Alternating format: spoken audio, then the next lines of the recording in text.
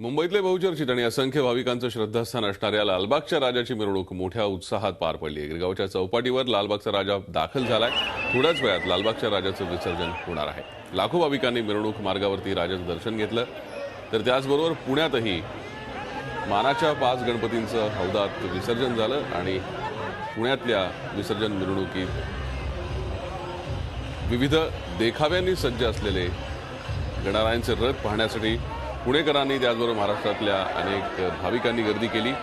या वेळेला आता विसर्जन मिरवणुकीचा कालावधी कमी होऊ शकतो का हे पाहणं महत्त्वाचं ठरणार आहे।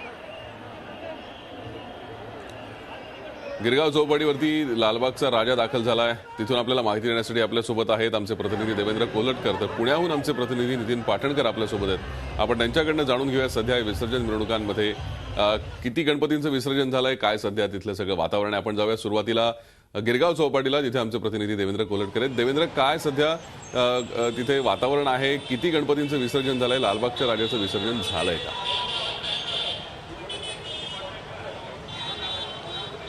नक्कीच भूषण, मोठा उत्साह जो आहे तो काल संबंध दिवसभर जो आहे तो या विसर्जन मिरवणुकीचा गिरगाव परिसरामध्ये गिरगाव चौपाटीवर आपल्याला पाहायला मिळाला। साधारण तासाभरापूर्वी लालबागचा राजा असेल, गिरगावचा राजा असेल किंवा आणखी काही ज्या सार्वजनिक गणेश मंडळांच्या मूर्ती आहेत त्या गिरगाव चौपाटीवरती दाखल झालेल्या आहेत।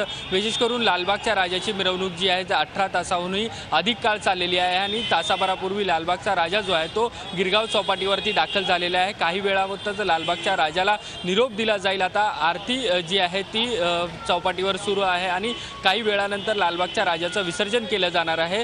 त्याचबरोबर आणखी काही जी मंडळ आहेत त्यांच्या देखील मूर्ती ज्या आहेत त्या गिरगाव चौपाटीवर दाखल झालेल्या आहेत। या सगळ्यांचं विसर्जन जे आहे ते अगदी काही वेळामध्ये पार पडणार आहे। भूषण, नक्कीच देवेंद्र, असेच आमच्यासोबत आपण जेव्हा पुण्याला नितीन पाटणकर आपले प्रतिनिधी आपल्यासोबत आहेत। नितीन, काय सध्या पुण्यातल्या गणपती विसर्जन मिरवणुकीची स्थिती आहे? यावेळेला तरी कालावधी कमी होऊ शकेल का? भूषण, पुण्यातली विसर्जन मिरवणूक सुरू होऊन आता 20 ते 21 तास झालेले आहेत आणि 20 ते 21 तासानंतर देखील आता ही पुण्यातली विसर्जन मिरवणूक सुरू आहे। कार्यकर्त्यांमध्ये, गणेश भक्तांमध्ये तोच जल्लोष, तोच उत्साह पाहायला मिळतो। ही दृश्य पुण्यातल्या विसर्जन मिरवणुकीची आता आपण पाहू शकतो। गर्दी मात्र काहीशी कमी झालेली आहे, मात्र विसर्जन मिरवणूक सुरू आहे। कार्यकर्ते त्याच जल्लोषात नाचत गाजत बाप्पांचं विसर्जनाला घेऊन जात आहेत।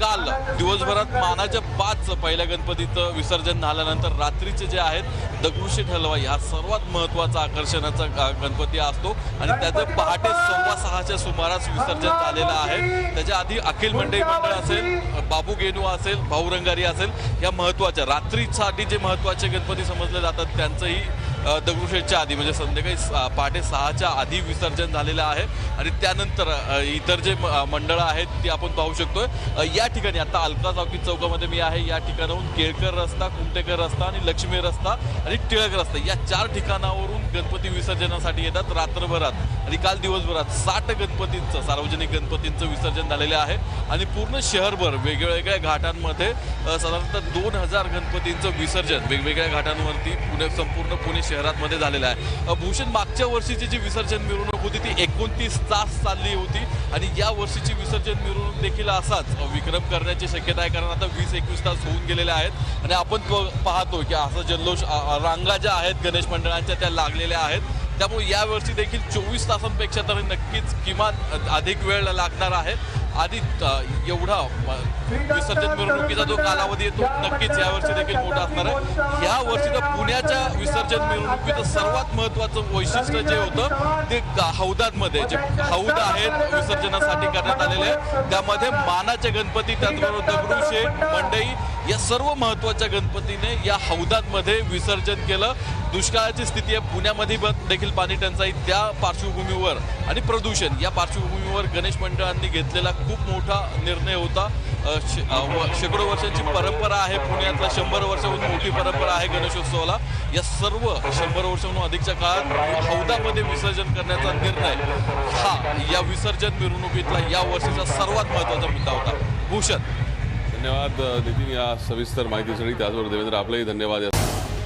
झी 24 तास रहा एक पाऊल पुढे।